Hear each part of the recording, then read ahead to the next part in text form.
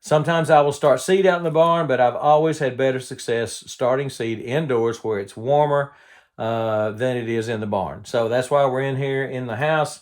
I want to get these done. I need them to come up as quick as possible because I'm late. So I got my seed order from Haas Tools, and most of you know Haas is a sponsor of my channel. They send me a product for me to research and use for review. So anyway, Haas has become Grow Haas. That's their website now. Now, if you type in Haas Tools, it still gets you there. But just so you'll know, let me show you the seeds I got here. Talk dirt to me. I like that. All right. Now, today I'm just going to be planting pepper seeds because pepper seeds are a lot more difficult or slow, we'll say, to germinate than are tomato seeds and all the other seeds. So I've got my heat mat underneath these. This is my Haas Grow mat. I've never tried the Haasinator Yellow Bell, so we're going to try that.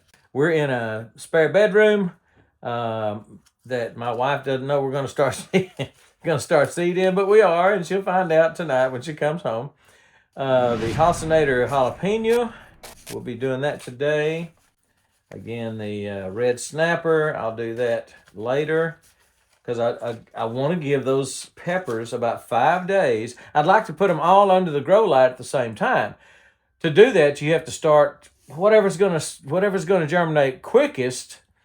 Start it maybe later. Whatever's going to be the longest to germinate, give it a few days to germinate before you start on the other stuff. Because the tomatoes will come up in 2 or 3 days, but the peppers going to be a week probably, maybe more than that. So roulette heatless habanero, I'll be planting that today. It's a habanero with absolutely no heat. Absolutely no heat. Red Marconi, we really like that one. Just gets it's a big red Italian pepper.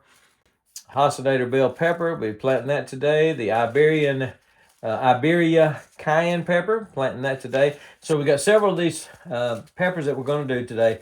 And I'll just show you how I plant seedlings, how I plant peppers and tomatoes and things like that. So first of all, I've got to have a heat mat. I mean, I think it's just, man, unless you got a room that's 80 degrees all the time, I would just absolutely say your success rate without a heat mat is not going to be anything near what your success rate is with a heat mat. So I would highly recommend that. So I've got my 6-packs here, and these are just reused 6-pack. I sprayed them with a little solution, about a half and half solution of peroxide and water, just to kill any fungus or any funkies that might be in there. These are the Iberia cayennes on this side, the Haas bells on the other side. I'm just planting 3 of each in this one. Now I went outside. This potting mix I have is way too coarse, or it's pretty doggone coarse, coarser than what I like. I should have ordered some of the Haas's potting mix, their premium potting mix, and I just didn't do it. Didn't get that done. So I went out there and sifted some of this potting mix. I put through about a 1/4-inch sifter and got it, pretty fine. So I'm gonna fill in. I punched some little holes. I punched some little holes with my fingers, and I'm gonna get a good sifted potting mix bed to lay those seeds on. And then I'm trying to debate, do I want to cover them up with this mix or do I want to cover them up with perlite? I've got both. I've used both. I don't know. I'll decide when I get there, and you'll be the first to see it probably. So I got an Iberian cayenne on one side and a Haas bell on the other side. Since I've got plenty of seeds, I'm gonna plant 2 to a hole. It's not probably not necessary, except I need some germination here. I need to make sure they germinate. So I'm gonna go 2 to a cell in these plants. Normally I use the Haas multi-cell, like 160 something cell, 162 cell I think, seedling tray. Instead, because I'm going to be giving a lot of these away, I'm going to hopefully going to get some plugs from Haas. And if so, the plugs will replace, if they look better than these, they'll replace these. So this is the Iberia Cayenne. So I'm going to put 2 to a hole or 2 to a cell. Press it down just a little bit. Good contact with that potting mix. 2 to a cell. These were really good last year, the Iberian Cayennes. They're hot, but not just really hurt you hot. And what did I say was on the other side? Yeah, I'm getting old, can't remember. That is the Haas Bell. So we're going to call that's the green bell. The Hausinator bell. It's a green. I've got an orange in here and a yellow in here, I think. But this is the Hausinator green bell. So we'll put 2 to a hole over here. And they got some of the seedling packages come with a little marker in it. Ain't nothing wrong with that. Kind of like that. So 2 to a cell. Press them down. Make sure they get good contact. I could do 3. Haas seeds are so good. I typically don't have any problem germinating them. They're just slow. Peppers are slow. They're just slow to germinate. Especially, even if you give them a heat pad, peppers are just a little bit slower.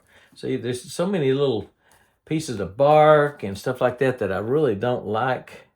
So I'll come in here and just fill it in with a good sifted mix that is much more like a seed starting mix because it is so fine, so sifted so fine. And I just like that. If you're working with a mix that's got a lot of bark in it, things like that, then you run the risk of putting your seed down on a piece of bark and it doesn't germinate. You want it down on some good potting mix. So I'll put 2 on each of those. And I've got to decide pretty quick how I'm going to cover these up. I'm late planting. I really am. I should have done these several weeks ago. And the fact that I've got some of their plugs coming helps a bunch. But I'm late. So I've got them planted. That's where I'll plant the red Marconis, same way, and the roulettes. Got the red Marconis here, the roulettes here. And I can bore you with that, or I could just move on. All right, I think I'm going to go ahead and I'm going to go ahead and put perlite on them. I've done that in the past.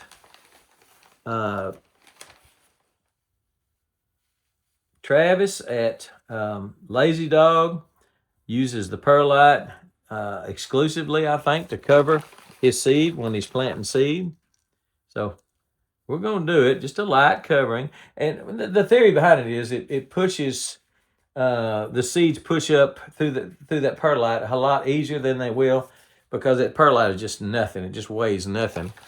And they push up through it a lot quicker or easier on the plant, the young seedling, to germinate and push up through that perlite than it is to push up through dirt that, if it's wet, it could get caked a little bit, could get kind of crusty, and could be a problem pushing up through it. Not so with the perlite. It's going to stay in that pristine condition just like that forever and ever.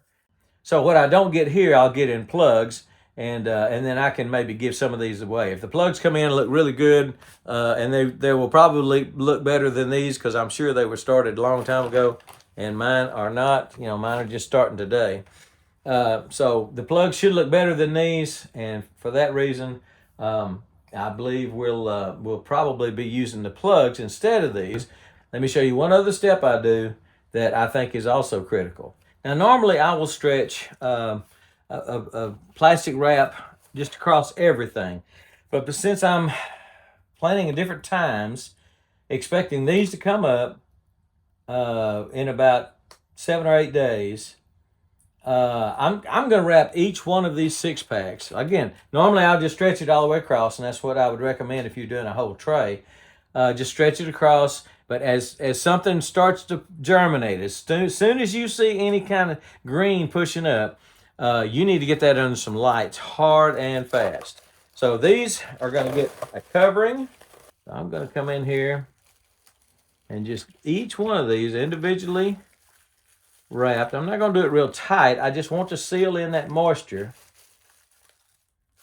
Seal in the moisture, and it will start forming condensation beads on top. And then when it starts to come up, I can come in here with a razor blade, cut it, fold it back, or take it off completely. I probably will just take it off completely if I'm going to go to the grow lights. If and when, and not if, when I go to the grow lights, then I'll just take it off completely. I've never used the pressing seal before on these, so hopefully it's okay to use.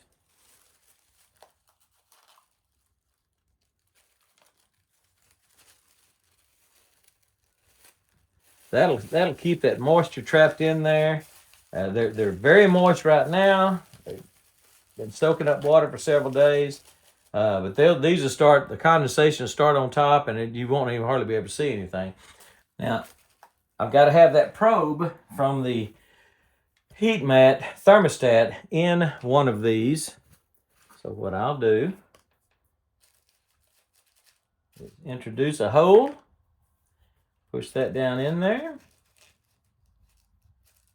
and we are good to go. See how easy that was? Don't overthink stuff. Just handle it. So there they all are, sealed, perlite on top, sealed with the saran wrap or the plastic wrap until the instant I see something trying to pop up, then I'll pull the wrap off and get them under some grow lights. Got the grow light set up out in the barn. Sometimes I will start seed out in the barn, but I've always had better success starting seed indoors where it's warmer than it is in the barn. So that's why we're in here in the house. I want to get these done. I need them to come up as quick as possible because I'm late. So if that's you, if you're late too, consider starting them in the house. Definitely consider a heat mat if you don't have one. Peppers, peppers, peppers. That's what we're planting. So about 3 or 4 days from now, I'll start the tomato seeds. The tomatoes will come up a lot quicker than the peppers, so hopefully the peppers will have come up or will come up at about the same time the tomatoes do, even though I plant the tomatoes 3 or 4 days later. So that's the plan. I want them all to kind of start at the same time. They don't have to. It's not that big a deal. But I'd like to carry them all at one time out to the grow lights. And anyway, I'll show you that setup when we get there. Probably next week, maybe we'll be under the grow lights, hopefully. And we'll show you the grow light setup and all that. So I don't know if my peppers that I overwintered are going to be any good. They don't look like they're going to. So I'm assuming they're not. That's why I'm planting. That's why I have also put in an order for those sets. Haas carries the Halcinator jalapeno, the Halcinator bell, and I think a poblano or serrano or something. They got about, and a yellow banana pepper. They got about 4 different peppers that comes in plugs.